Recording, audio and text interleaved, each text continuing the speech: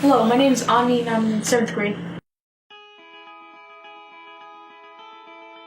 I've been drawing comics since I was 6, and art's been a really big part of my life. Usually what motivates me to write is my drawings because my art usually tells a story. Someone who really inspires me is a young YouTuber named The Odd Ones Out, more professionally known as James Rallison.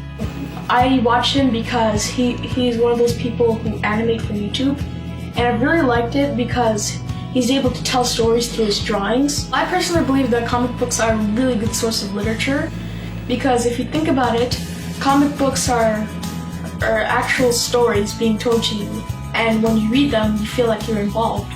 And schools can use these to help kids understand the true meaning of the story.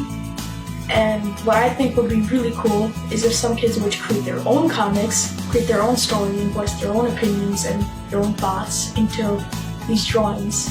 I always read books just to pick up how they will introduce new elements of the story so that I can include that kind of writer's language into my stories and my comics so I can spice things up and make things a little more interesting. The number one most important quality of a person who writes would have to be perseverance. Because most people who write stories or create comics, they get a lot of criticism saying, oh, you can do this better, or it's not that good.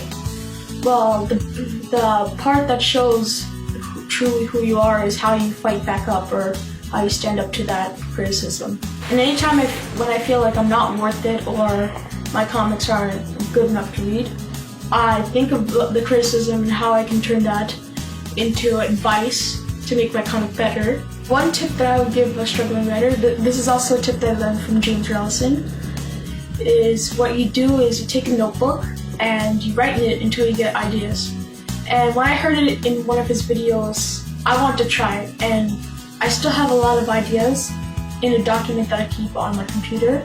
My parents are the reason why I still write because when I show my comics to them, they say it's good, but you can still do better. City Kids World has helped me with writing because it allows me to write about whatever I want.